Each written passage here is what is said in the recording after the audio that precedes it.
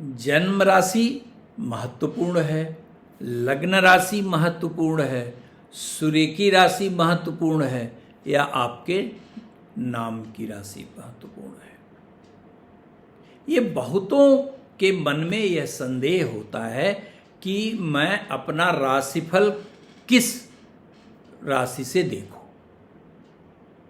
तो मित्रों, आज हम लोग इस विषय पर गंभीरतापूर्वक विचार करेंगे और इस वीडियो को देखने के बाद आपके मन में निश्चित रूप से कोई संशय शेष नहीं होगा। जय महादेव दर्शकों। तो सबसे पहले हम आते हैं कि ये जो 4 प्रकार की मुख्य राशियां हैं, जैसे मैंने गिनाया आपको कि जन्म राशि, लग्न राशि, सूर्य की राशि और आपके नाम की राशि। पहले आप ये समझिए ये चारों हैं क्या। बिना इसके समझे आप यथार्थता से परिचित नहीं हो पाएंगे और हमेशा आपके मन में संशय की स्थिति बनी रहेगी। तो देखिए, जन्म राशि को ही चंद्र राशि कहते हैं। आप अपनी कुंडली खोल लीजिए और देखिए चंद्रमा जिस राशि में बैठा है, अर्थात चंद्रमा जिस किसी भी राशि में बैठा है, 1 से लेके जो 12 राशियां हैं अर्थात मेष से मीन तक, कहीं ना कहीं आपकी जन्म कुंडली में चंद्रमा लिखा होगा। तो जो जन्म के समय जिस राशि में चंद्रमा बैठता है उसे जन्म राशि या चंद्र राशि कहा जाता है। इसे मून साइन भी कहा जाता है, ध्यान रखिएगा। अब इस राशि की उपयोगिता क्या है? यह राशि आपके जीवन में जो संस्कार हैं वह सभी जन्म राशि से ही किए जाते हैं। चाहे आपका यज्ञोपवित्र हो, चाहे विवाह हो, चाहे आपके घर में कोई भी आपके कल्याण के लिए महामृत्युंजय हो रहा हो, महालक्ष्मी का बीज मंत्र का जप हो रहा हो, या किसी भी प्रकार के यज्ञ का आयोजन हो या किसी प्रकार के संस्कार का आयोजन है, तो निश्चित रूप से यहां पर जन्म राशि का ही प्रयोग किया जाता है।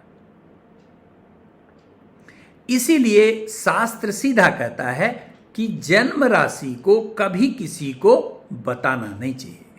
जन्म राशि यदि आपकी पता हो गई या राशि जन्म के समय जो राशि है उसके आधार पर आधारित जो अक्षर है आप उसी को बता दीजिए।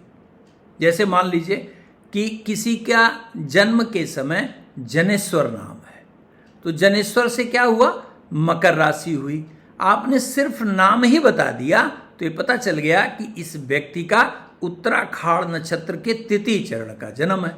मान लीजिए हम आपका कुछ बुरा करना चाहते हैं तो हम आपके नाम से संकल्प लेकर आपके विरुद्ध मंत्र अथवा तंत्र का प्रयोग कर सकते हैं। इसलिए जीवन में यह ध्यान रखिए कि जन्म राशि को कभी भी नाम की राशि मत बनाइए और इसे कभी किसी को जो विश्वसनीय न हो बिल्कुल नहीं बताना चाहिए। जीवन में जो भी घटना दुर्घटना है वो चंद्रमा अर्थात गोचर का पूरा सिद्धांत चंद्र राशि पर ही आधारित है। इसलिए यह सर्व राशि की जब भी आप बात करते हैं तो सीधे अर्थों में इसका तात्पर्य यह है कि आपके जन्म के समय चंद्रमा जिस राशि में है हम उसकी बात कर रहे हैं। गोचर देखना है तो भी चंद्र राशि से ही देखा जाता है। आपकी जन्म कुंडली में दशा महादशा कुछ भी निकालना हो तो सब कुछ आपके चंद्र राशि से ही निकाला जाता है। इसी से नक्षत्र का गणना किया जाता है, इसी से दशाओं का गणना किया जाता है, इसी से सब कुछ लगभग सारे कैलकुलेशन किए जाते हैं आपके भविष्य को जानने के लिए। अब इसके बाद एक महत्वपूर्ण और राशि है जो सर्वथा ही महत्वपूर्ण है, वह उसे कहते हैं लग्न राशि। जब किसी भी जातक का जन्म होता है तो ईस्टर्न हारिजन अर्थात पूर्वी क्षितिज पर जो जिस समय जन्म हो रहा है आपका, जिस राशि का उदय है वो लग्न राशि कहलाती है।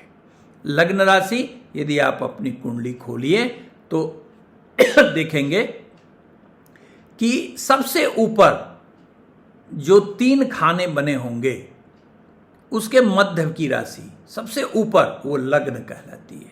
लग्न जो आपके शरीर, जो आपकी आत्मा, आपकी प्रगति, आपकी सहनशीलता, आपके शरीर का सौष्ठव, आपके रूप, आपके रंग आदि बहुत सारी चीजों को दर्शाती है।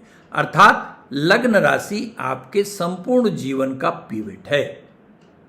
लेकिन इससे गोचर नहीं देखा जाता। लेकिन आजकल ये एक सिस्टम लगा हुआ है कि लोग लग्न राशि से भी फल कहने लगे हैं, जो कि शास्त्र विरुद्ध है। लेकिन आजकल लोग फिर भी लोग कहते हैं। लग्न से वास्तव में ग्रह के कारकता अकारकता के साथ साथ आपके वर्तमान गोचर, जिस विषय में भी आपका प्रश्न है, उससे उसका भाव देखा जाता है, उससे उसकी कारकता देखी जाती है और फिर चंद्र राशि से उसके गोचर पर विचार कर भविष्यवाणी की जाती है।